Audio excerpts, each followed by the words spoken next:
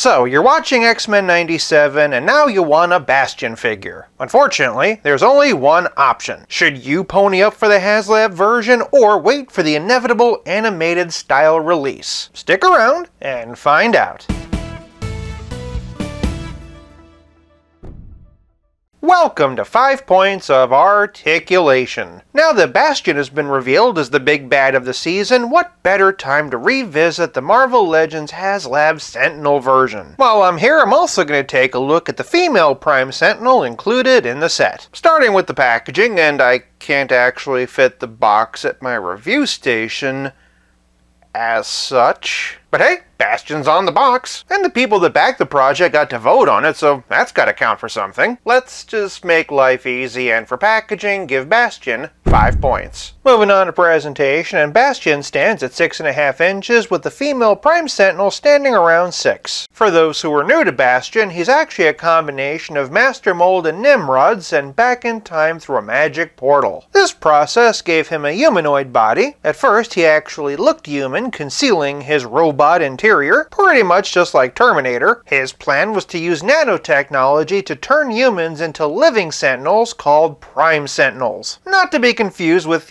Sentinel Prime. This female Prime Sentinel is one such example. Also, throughout the video, I'm just going to be referring to her as Prime. This Bastion figure was built off the Spider-Man UK body. The giveaway are the tug lines on the costume. That said, his head and torso are new. This purple V with the red triangle and the gold squares is pretty much his signature look. I like that they made them gold instead of yellow, and I do appreciate the metallic quality of the purple. The most striking part, of course, is his head. Normally I prefer static hair, but that windswept look is interesting, and there's a bit of extra paint to bring all the detail out. Just like Trapjaw from He-Man, he has a steel lower mandible, but I do get a kick out of the fact that he still has his little beard. Underneath we get some great mechanical ridgelines, and I really like the texture in the neck hoses. The female Prime has that detailing as well. Additionally, her head is brand new. As we can see, her eyebrows are on fleek, and her hair looks like luscious, buttered popcorn. Similar to Bastion, she also has that metallic purple in her torso, and similar to Bastion, her body is otherwise complete reuse. With these figures mostly just being bonus tiers, it makes sense that Hasbro would rely heavily on reuse. We do get some pretty cool new detailing where it counts. So for presentation, I'm giving Bastion and Prime 5 points. Moving on to posability, and there are some predictable differences between the two. First things first, and from the top, both heads are on ball joints and disc swivels. They can look up this far and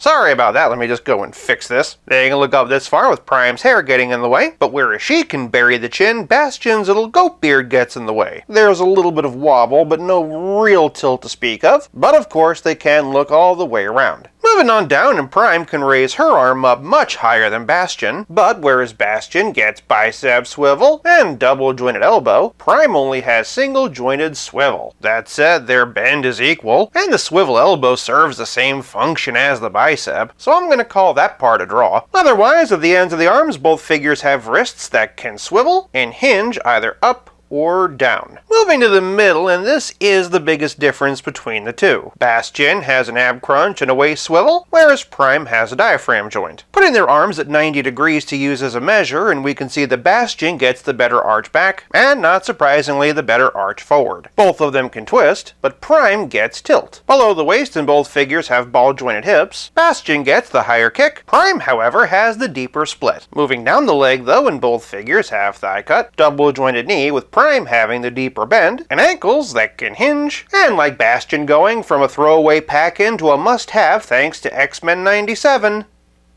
Pivot. Bastion does benefit though from having boot cut. Each figure has some limitations, but neither of them are bad. For posability, I'm going to split the difference and give these two 4 points. Moving on to playability, and I'm sorry to say that the accessory section is going to be a bit short, mainly because Prime doesn't come with any. She does, however, come with accessory holding hands, so you could use that if you have any blasters or guns laying around. Obviously, something as small as a pair of alternate fists would have been nice. That being said, if you have the Target exclusive Black Widow, you can use hers. Similarly, you could also use Natasha's alternate open hands. Don't get me wrong, I'm sure there are other Lady Legends whose hands you could swap with, but she was the first one that came to mind. Alternately, Bastion comes with fists, but just like with Prime, I'm sure you can find someone to swap with. Okay, maybe not him, but you know what I mean. Bastion does come with one unique accessory though, an alternate head allowing you to turn him into a regular male Prime Sentinel. No goat beard getting in the way now. Now, of course, playability is more than just accessories, it's also about how well your figures play with others. For the X-Men 97 figures we've looked at so far, and here we have Cyclops. Next up is Jean Grey, her clone, Madeline Pryor, the Goblin Queen. Here we have the hero version of Magneto, as well as the villain.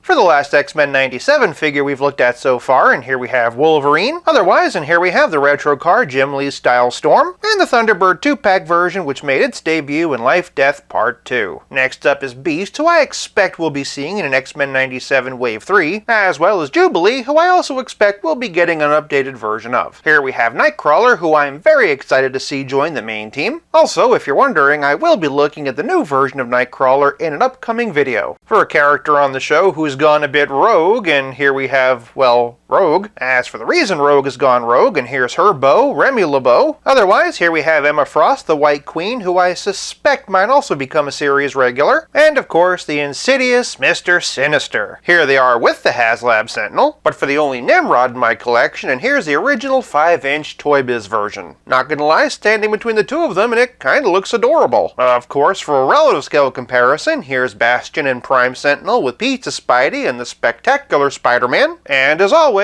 here they are with Stealth Iron Man. The argument could be made that these figures don't really need accessories because they're the accessories for the Sentinel. If anything, that just makes me even more grateful for the alternate Prime head. To the female Prime's credit, she might not have accessories of her own, but at least she can hold other people's. Even so, for playability, I'm giving Bastion and Prime 4 points. This leaves us with nothing left to discuss but the price. If you were fortunate enough to back the HasLab Sentinel, it retailed for $350. On the aftermarket, it can go anywhere from $600 to $800 upward. If all you want is the female Prime, then the good news is that on the aftermarket, she averages for about $45 loose. The bad news is that if you want Bastion, he goes anywhere from $85 to $125. I wouldn't be surprised if this is the only version of the female Prime we ever get, but with Bastion playing such a pivotal role on X-Men 97, it's only a matter of time before we get a new version of him. My recommendation is, unless you really want this version or the whole Sentinel set, be patient. For price, I'm giving Bastion and Prime 3 points, averaging out to a final total of 4.2 out of 5. As X-Men villains go, where does Bastion rank for you? Sound off in the comments, and while you're down there, tell me what you think of how he's being portrayed on X-Men 97 so far. If you like this video, check out one of these. Thank you so much for watching. I'll be back again real soon, but until then, play nice and have fun.